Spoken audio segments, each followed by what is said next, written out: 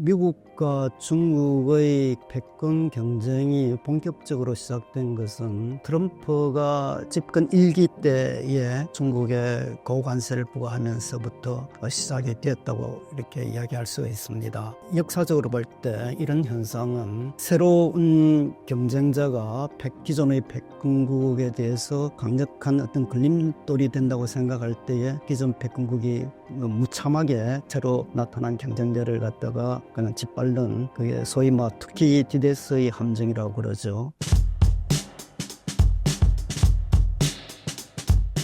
안녕하세요. 저는 오랫동안 재정경제부에서 공적 생활을 했고, 또 퇴직 후에는 당국대학교에서 교편도 잠시 잡았던 이철환입니다. 트럼프 2기 시대의 개막이 세계 경제에 미치는 영향은 어떻게 전망하시나요?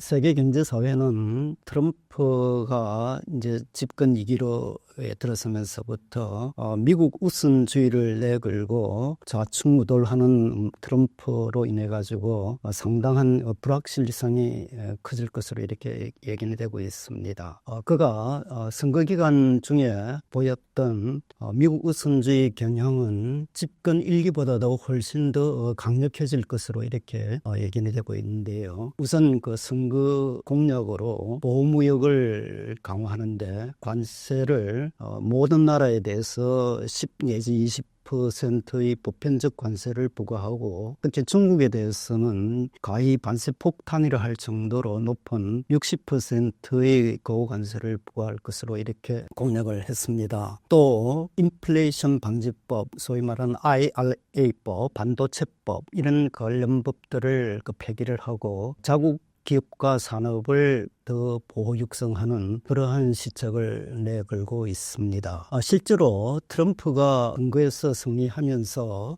세계 경제는 크게 출렁거렸죠. 트럼프의 대선 승리 소식이 전해지자 바로 달러는 초강세를 보였습니다. 세계 주요 6개국 통화에 대한 달러의 상대적 가치를 표시하는 달러 인덱스가 트럼프 당선 이전에는 한 100선을 조금 상회하는 그런 선에 있었습니다만 지금 현재 거의 108 정도로까지 이렇게 높아졌습니다. 이는 트럼프로 인해서 세계 경제의 불확실성이 커지기 때문에 좀 더 안전한 자산인 달러에 대한 수요가 커졌기 때문인 것으로 이렇게 분석이 되고 있습니다. 특히 우리나라의 원화 환율은 1,450원까지 가 있거든요. 원화 환율이 1,400을 넘어 1,450원까지 간 적은 1997년도 IMF 위기, 그리고 2008년도 글로벌 금융 위기, 그 외에는 이번이 처음입니다. 또한 지난 19일 날 12월 19일이죠.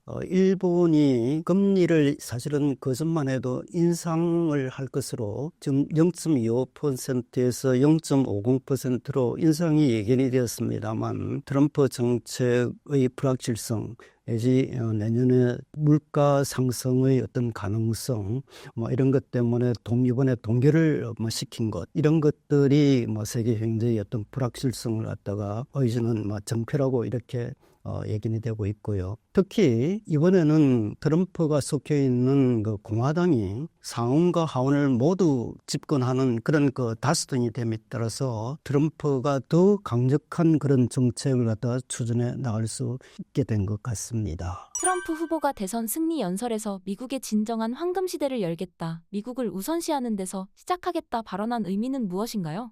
말 그대로 미국 우선주의, 그러니까 아메리카 퍼스트 정책을 갖다가 강력히 추진해 나갔다는 그런 의미로 볼 수 있습니다. 트럼프는 미국의 이익에 부합하지 않으면은 국제기구에서 탈퇴하는 것뿐만 아니라 동맹관계의 어떤 폐기도 그대로 과감히 추진하는 그런 성향을 집권 1기에도 보였고, 앞으로는 이런 성향이 더 강해질 것 같은데, 트럼프는 집권 1기 때에 이 TPP, 그러니까 환태평양 FTA죠. 그걸 탈퇴를 했고, 파리 기후협약도 탈퇴를 했고, 유네스코에서도 탈퇴를 했습니다. 모두 뭐 미국이 이게 부합하지 않는다. 괜히 돈만 이 세금만 축내는 뭐 그러한 조치다 이래가지고 탓을 했습니다. 그리고 동맹국에 대한 어떤 방위비 부담도 상당히 높였죠. 그런데 이제 바이든 행정부가 들어서면서 트럼프가 탈퇴했던 그런 국제기구에 다시 재가입을 했거든요. 원복을 시켰습니다. 근데 이제 다시 또 트럼프 이스백, 트럼프가 다시 돌아왔기 때문에 이런 그 국제기구에서 다시 재탈퇴할 걸로 이렇게 되고 있습니다. 근데 트럼프의 미국 우선주의의 가장 강력한 정책 수단은 관세인 것 같습니다. 트럼프는 관세는 가장 아름다운 용어이다. 그런 표현을 했다시피 이 고관세를 통해 가지고 미국의 그 산업과 기업을 보호할 걸로 이렇게 예견이 되고 있습니다. 근데 특히 집권 1기 때에는 특정 물품과 특정 국가에 대해서만 이렇게 고관세를 매겼습니다만 앞으로 집권 2기에는 모든 국가와 물품에 대해서 이렇게 고관세를 부과할 걸로 이렇게 예견이 되고 있습니다. 예를 들어서 마약 규제를 빌미로 해가지고 그동안 북미 FTA 그러니까 납타라고 했죠. 그걸 대체하는 게 USMCA라는 그런 이름을 바꾸어서 추진했던 북미 FTA가 있음에도 불구하고 그걸 무시하고서 캐나다와 멕시코에 대해서도 동맹국이지만은 침투날 25%의 고관세를 부과하겠다. 그리고 중국에 대해서는 특히 60%의 고관세를 부과하겠다. 공약을 내세웠습니다. 이런 걸로 볼 때에 앞으로 미국 우선주의 그런 경향은 훨씬 더 강해질 걸로 이렇게 예견이 되고 있습니다. 미국 우선주의 강화에 따라서 중국이 많은 피해를 볼 것이라는 예측이 많은데요. 중국 위기론과 관련이 있는 걸까요?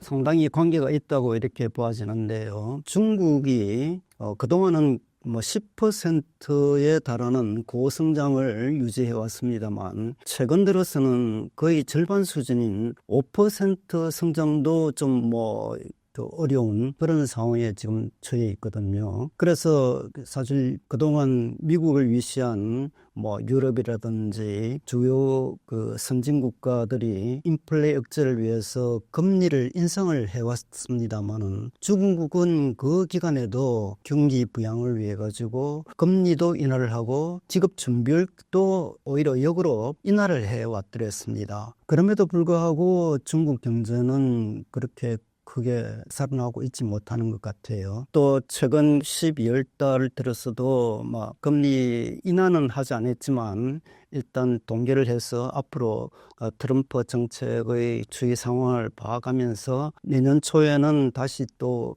금리를 인하하지 않을까 이런 예상이 되고 있습니다. 미국의 이런 또 강력한 견제에 따라서 앞으로 중국이 수출이 더 감소가 되고 있는 것도 중국 경제의 앞으로의 미래에 대해서 어둡게 보는 그런 요인이 될 것 같고요. 그리고 또 중국은 청년 실업률이 거의 20%에 달하고 있다고 그런 이야기가 있고 최근 생산자 물가가 하락하고 소비자 물가도 거의 0%에 달하는 등 오히려 디플레이션 우려도 지금 겪고 있는 그런 상황입니다. 근데 중국의 이러한 경기 부진은 단순한 일시적 현상이 아니고 아마 구조적인 그런 문제인 것 같아요. 최근 중국도 인구가 감소하면서 저출산 그리고 고령화 문제를 갖다가 겪고 있는 것 같습니다. 합계 출산율이 1.1명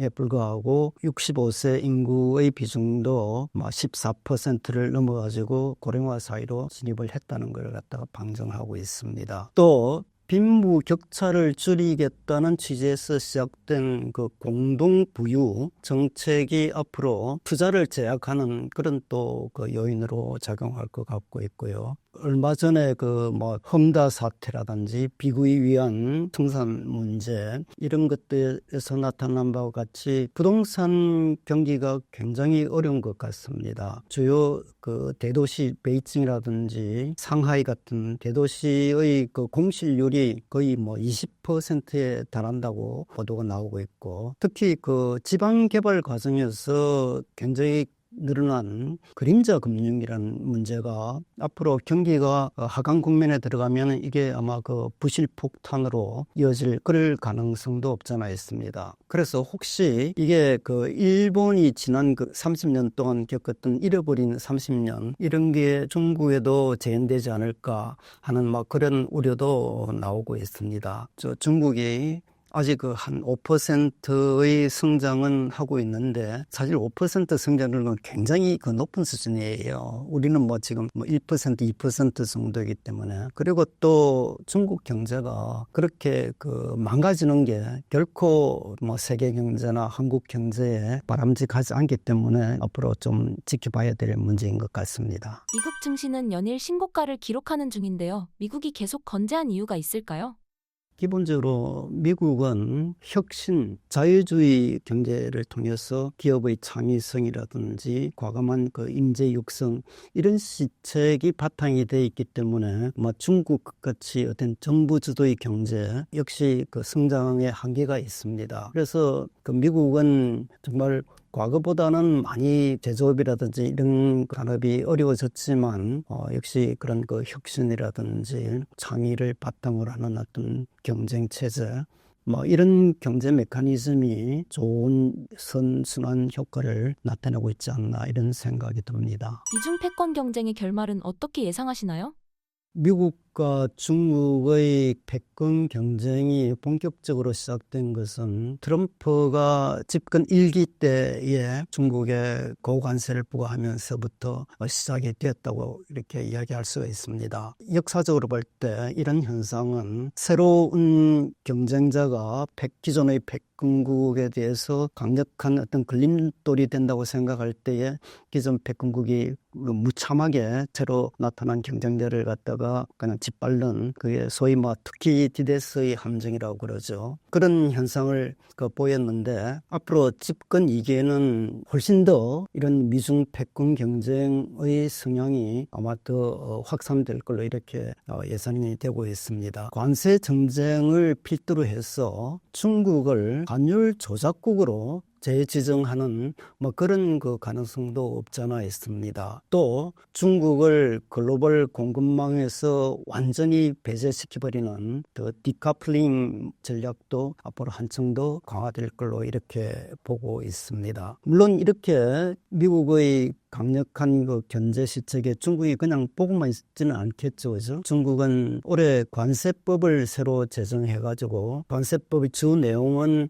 그 상호주의에 입각해서 상대방 국가가 고관세를 부과하면은 그에 상응하는 그 고관세를 맞대응을 하는 내용을 갖다 주 내용으로 하고 있습니다만 이번 12월 달부터 이제 시행에 들어갔습니다. 또 이 중국은 히토류라든지 그다음 흑연, 갈륨, 게르마늄 등 주요한 인공지능이나 반도체 산업의 이런 그 원자재를 그 수출 금지함으로써 뭐 미국을 그 견제하는 이런 시책을 펼칠 것 같습니다. 그리고 또 그동안에 사실 중국은 미국 국채의 최대 보유국이었는데 얼마 전부터 대대적으로 미국의 그 국채를 갖다가 매각함으로써 최고 보유치 때보다도 약 뭐 한 5,500억 달러를 갖다가 매각을 해서 지금은 뭐 한 7,700억 달러 정도에 불과한 것 같습니다. 이런 그 국채 매각을 통해서도 전 미국에 보복하는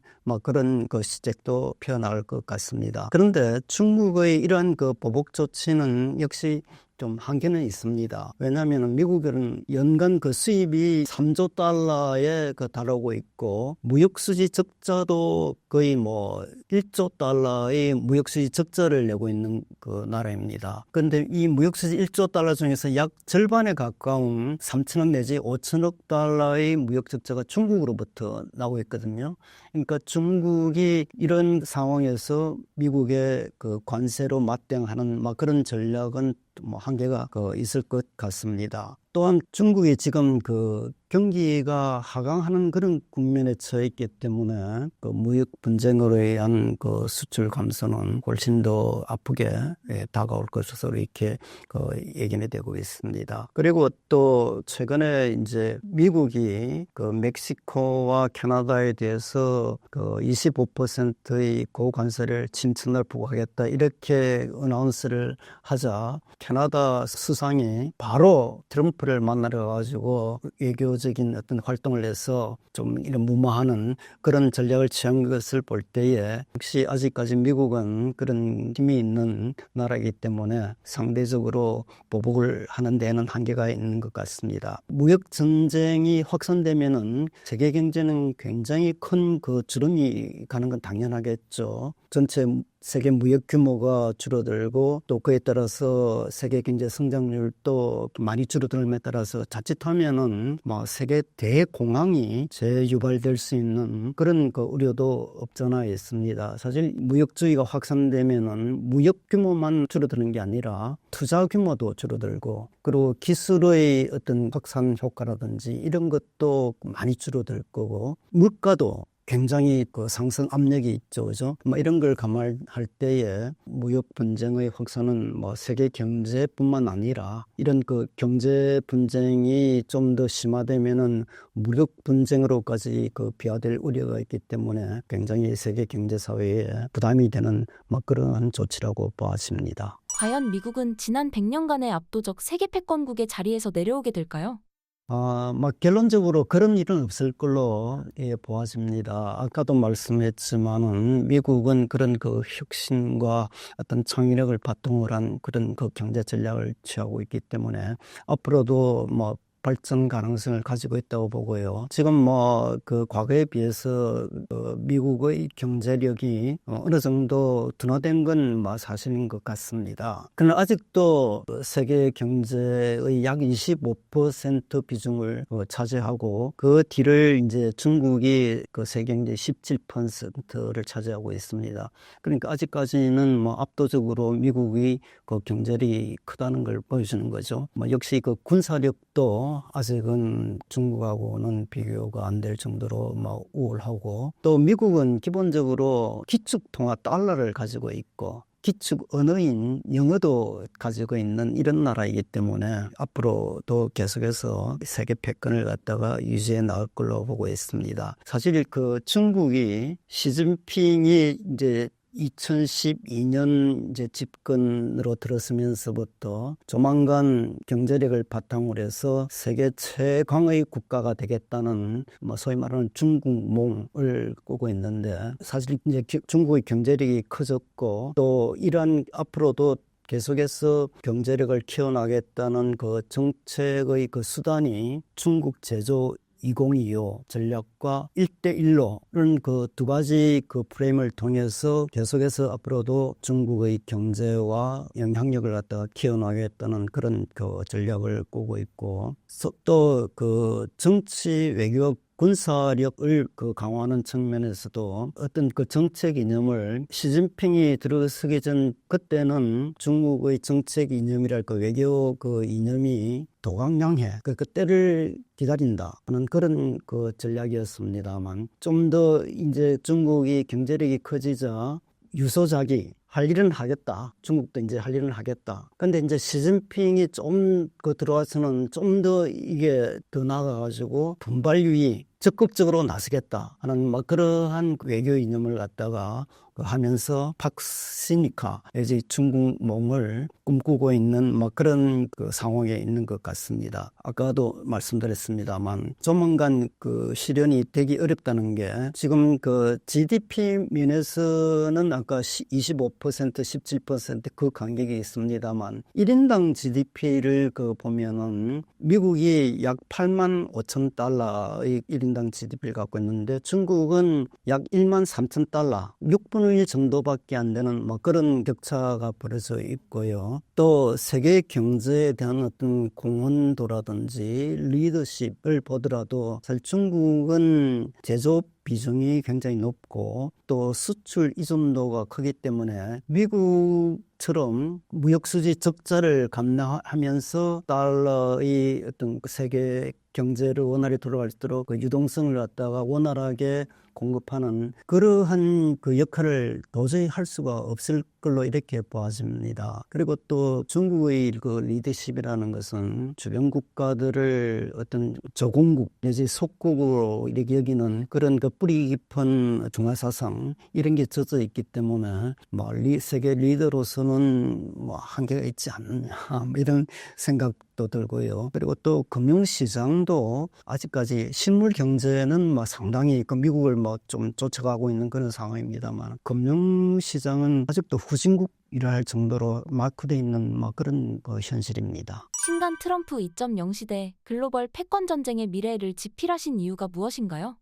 그 개인적인 그 질문인 것 같은데요. 지금 사실 세계는 총성 없는 뭐 전쟁, 경제 전쟁의 어떤 그 소용돌이에 그 휘말려 있는 것 같습니다. 특히 그 세계 경제 1, 2위를 그 다투고 있는 미국과 중국 간의 어떤 패권 경쟁이 갈수록 그 심화되고 있는 것 같습니다. 그리고 패권 경쟁의 그 범주는 어떤 실물 경제를 그 넘어서서 이제는 금융이라든지 금융 패권 경쟁이라든지 기술 패권 경쟁 그리고 우주 영역에까지 이제 그 패권 경쟁이 아주 치열하게 일어나고 있는 것 같습니다. 그런데 그 이러한 패권 경쟁과 자국 우선주의의 어떤 그 경향은 앞으로 더 그 심화될 걸로 이렇게 예상이 되고 있습니다. 그는 뭐 트럼프가 집권 2기로 들었으면서 뭐 이런 그 경향이 더 확산되고 있기 때문인 것 같습니다. 그래서 이처럼 그 불확실한 그 세계 경제 상황을 좀 더 뭐랄까요, 좀 소개한다 할까, 뭐 그런 의도에서 뭐 집필을 하게 되었습니다. 전체 책은 뭐 5부로 구성이 되어 있는데 일부에서는 앞으로의 어떤 그 국제 경제의 질서가 어떻게 변해 나갈 것인지 그리고 미국과 중국을 중심으로 일어나고 있는 패권 경쟁의 향방은 어떤 것이 되는 것에 대한 전반적인 어떤 개괄적인 모습을 다루었고요. 나머지 2부에서 5부까지는 각각 무역 패권, 통합 패권, 기술 패권, 우수 패권에 대해서 강론적인 그런 모습을 가지고 있습니다. 네. 현재 한국 경제는 어떤 상황인가요? 최근 주요 경제 전망기관들이 내놓은 금년과 내년도의 한국 경제 그 성장 상황을 보면 말이죠. 금년도 2024년도에는 2.1 내지 2.2%의 성장을 예견하고 있고 25년에는 올해보다 좀 못한 2%를 갖다가 예견하고 있는 것 같습니다. 근데 이러한 그 전망은 사실 최근의 어떤 그 경제 상황 국내에서 그 탄핵 정국이 지금 지속되고 있고 이 트럼프의 어떤 그런 그 불확실성, 정책의 불확실성 이런 게 제대로 반영이 안 된 시점에서 나온 전망치인 것 같습니다. 그래서 금년도는 이제 그래도 마무리돼 가기 때문에 2% 선을 갖다가 유지를 할 수 있을 것 같은데 내년도에는 1%대의 성장으로 이렇게 둔화될 걸로 예견이 되고 있습니다. 그런데 이렇게 1%의 경제 성장률을 보인 것은 지난 그 1981년도 그때 이제 11.6 사태 그 이후로는 단 4번에 불과했습니다. 그러니까 1998년도의 그 외환위기 이후에 우리가 마이너스 경제성장을 보였고요. 그리고 2008년도 글로벌 금융위기를 겪으면서 그때도 1%가 채 되지 않는 그런 그 저성장률을 보였고 코로나 팬데믹 그 사태가 있었던 그 2020년도에 그때는 마이너스 지난 그 IMF 위기 당시와처럼 그 마이너스 성장을 보였습니다. 작년도에 2023년도에 1.4%의 저성장률을 보였습니다. 그래서 이렇게 볼 때에 23년도 작년부터는 그 3년 연달아서 연속해서 1%대의 그 성장을 보이는 이런 그 국면에 처해 있다고 이렇게 볼 수가 있습니다. 그런데 이렇게 1%대의 그 저성장을 감축하고 있는 의미는 1인당 그 4만 불 시대를 갖다가 희망하면서 기대하면서 온전한 선진 경제권으로 발돋움하려고 있는 그런 상황에 있는데 이런 게 이제 물거품이 될 수 있다는 거죠. 지금 현재 우리나라 그 1인당 GDP가 약 3만 4천 달러입니다만 세계에서 가장 1인당 GDP가 높은 나라가 룩셈부르크입니다. 룩셈부르크가 13만 달러 이상에 가 있고 미국이 약 8만 5천 달러. 미국이나 이런 그 룩셈부르크는 물론 뭐 소경제 국가이기 때문에 그렇다고 하더라도 미국의 그 8만 5천 불에 비하면은 많은 차이가 있죠. 뭐 이런 그 상황에서 적어도 프랑스나 영국 이런 그 선진 경제권으로 그 가기 위해서는 4만 불 정도는 돼야 되는데 오히려 지금은 환율 상승으로 인해 가지고 지금보다도 더 못한 그러한 그 수준으로 떨어질 우려도 없잖아 있습니다. 그리고 이제 우리가 경제 성장을 갖다가 그 하고자 하는 기본 그 가장 중요한 목적이 좋은 일자리를 창출해내는 거지 않습니까? 근데 지금 물론 전반적인 그 실업률은 조금 그 안정이 돼 있는 것 같아요. 그 이유는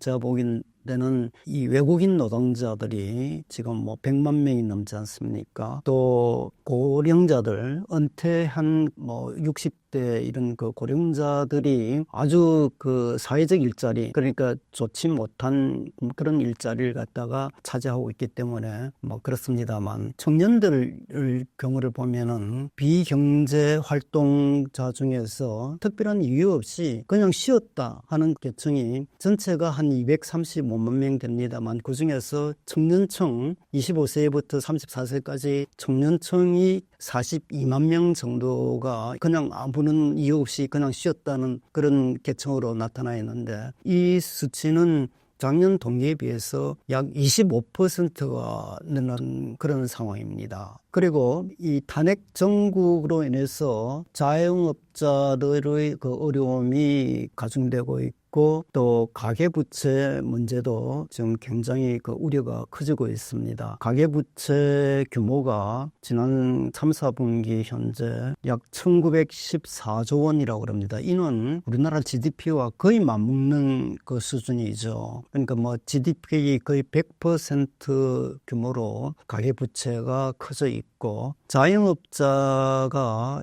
약 570만 명에 달합니다. 이는 전체 취업자의 약 20%를 차지하는 그런 비중인데 탄핵 정국을 거치면서 안 그래도 어려운 그 자영업자의 사정이 굉장히 악화되고 있는 것 같습니다. 그래서 정부는 이런 그 취약계층을 지원하기 위해서 그 유동성을 조금 완화해주는 그런 그 조치를 취하려고 하는데 이렇게 되면 자영업자에 대한 어떤 보호는 가능할지 모르겠지만은 전반적인 그 가계부채 규모가 더 커질 우려가 있기 때문에 정말 어떤 정책의 그 딜레마에 빠져 있는 이런 상황인 것 같고요. 그리고 그 소비자 물가가 지금 1% 수준에서 비교적 그런 대로 안정이 돼 있다고는 하고 있습니다만 앞으로 그 환율 상승으로 인해서 수입 물가가 상승하고 이에 따라서 전반적인 물가 불안도 엄습해올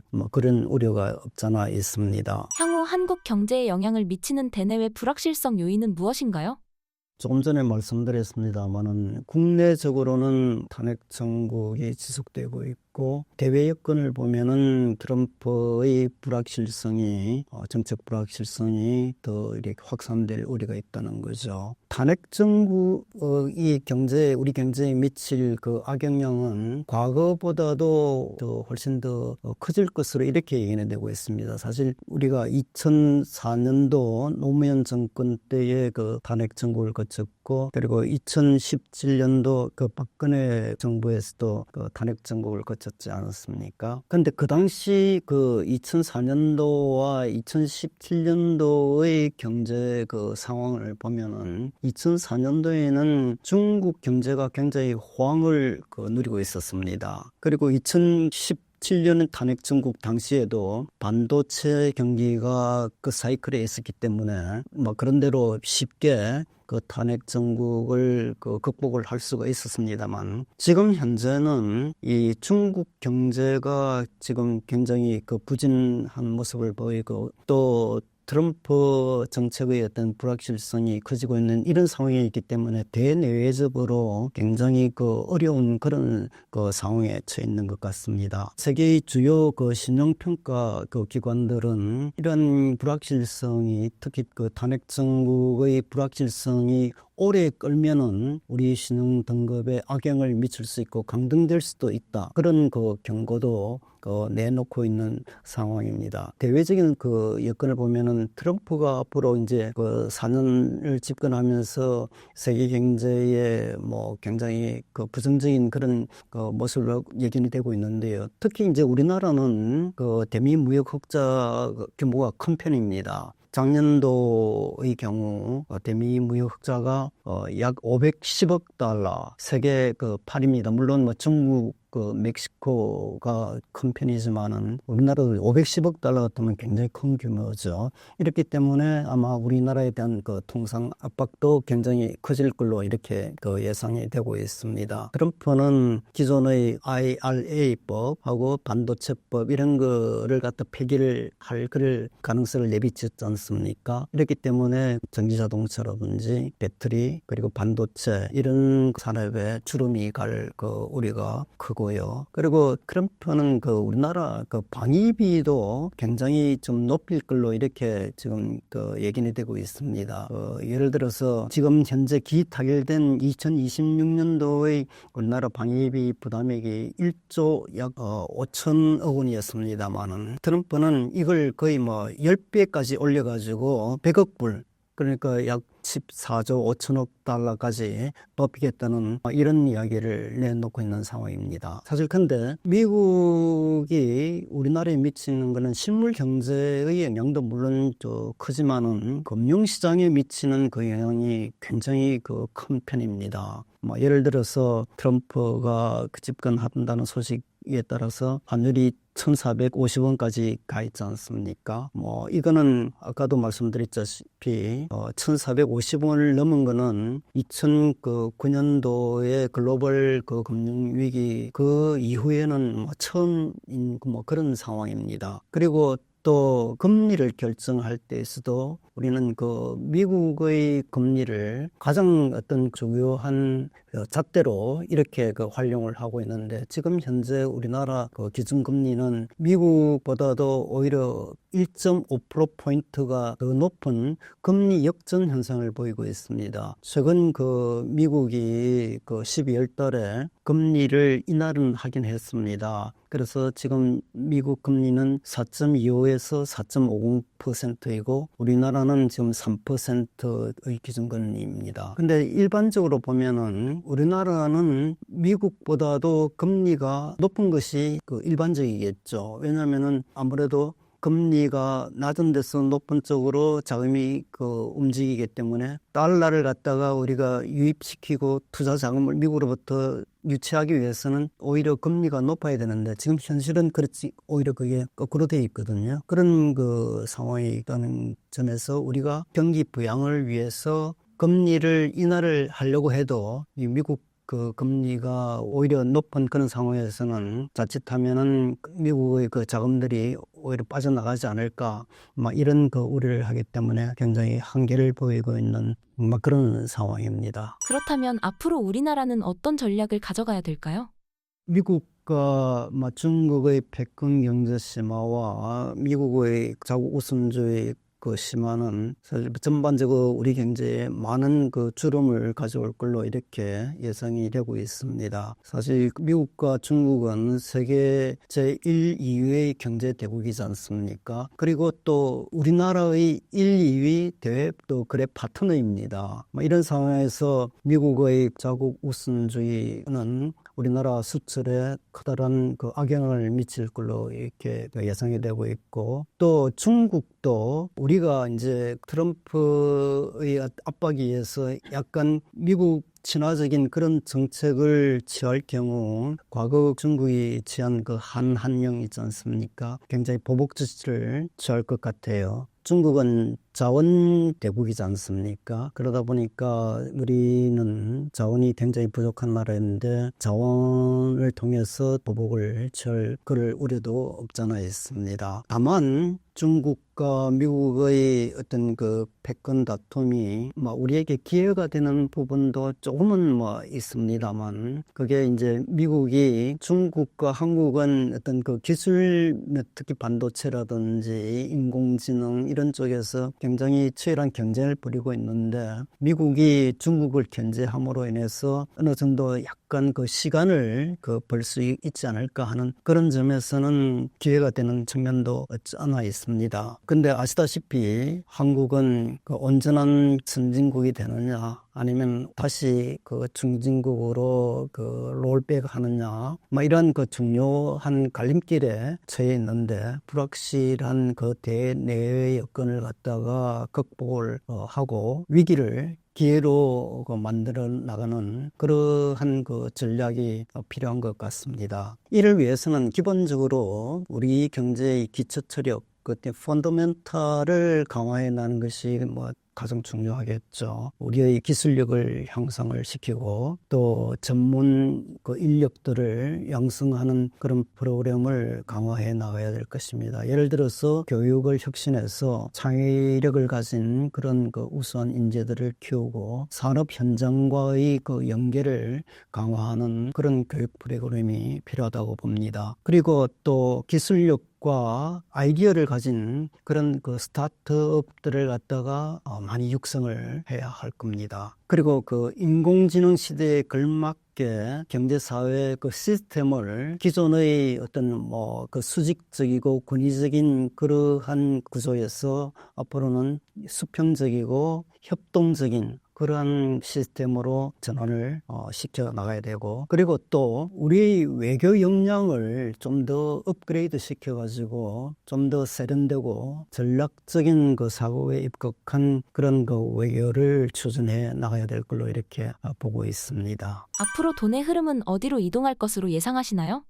기본적으로 돈의 속성이라는 것은 고수익과 고금리를 찾아서 움직이지 않습니까? 앞으로 트럼프로 인해 가지고 굉장히 불확실성이 커지고 있기 때문에 돈의 흐름은 좀 더 안전자산, 그러니까 달러나 금 이런 쪽으로 흘러가지 않을까 이런 전반적인 생각을 해봅니다만, 근데 한 가지 좀 재미난 사실은 암호화폐에 대한 어떤 기대가 좀 커지고 있는 것 같습니다. 트럼프는 굉장히 암호화폐 친화적인 사람이죠. 그래서 자기는 비트코인 대통령을 표방하면서 미국을 앞으로 세계의 암호화폐 수도로 만들어 나가겠다 이렇게 공언을 했습니다. 그 이후에 미국 백악관에 암호화폐 전담 보좌관직을 신설할 예정이고 이미 보좌관도 지정을 해놓은 것 같습니다. 그리고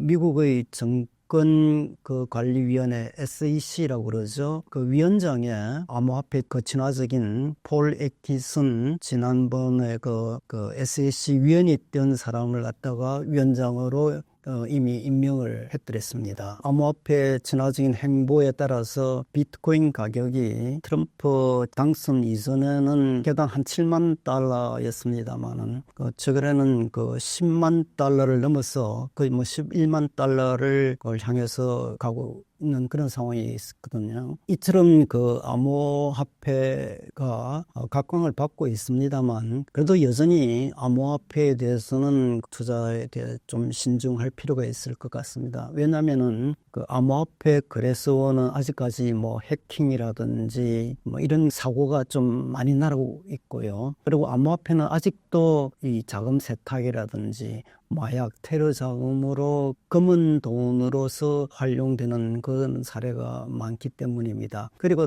또 암호화폐는 변동성이 굉장히 큰 자산입니다. 그 최근 제롬 파월 페드 의장께서 미국이 암호화폐 내지 비트코인을 전략 자산화하는 것에 대해서 자기는 그 반대한다는 그런 그 의견을 갖다가 표명함에 따라서 다시 10만 달러 아래로 9만 달러를 조금 넘는 그런까지 이렇게 출렁이는 모습을 보이고 있거든요. 그래서 역시 그 암호화폐 투자에는 조금 신중할 필요가 있다. 이런 생각이 듭니다. 비트코인의 전략적 준비 자산에 대한 전망은 어떻게 보시나요? 매년 비트코인을 20만 개씩 구입을 해서 5년 동안에 약 100만 개를 갖다가 구입 비축을 하겠다는 거거든요. 이렇게 하면은 전체 지금 비트코인이 개수가 2,100만 개인데 100만 개는 전체의 5%가 되죠. 그래서 비트코인 가격을 거의 50만 달러까지 가겠다 하는 그러한 이야기도 지금 흘러나왔는데 아까 말씀드렸다시피 아직까지 이 변동성이 크기 때문에 그리고 제롬 파월 같은 이런 뭐랄까 전통 통화론자 중앙은행의 근무하는 사람들은 사실 비트코인에 대해서 굉장히 좀 네거티브한 그런 반응을 보이고 있는 그런 상황입니다.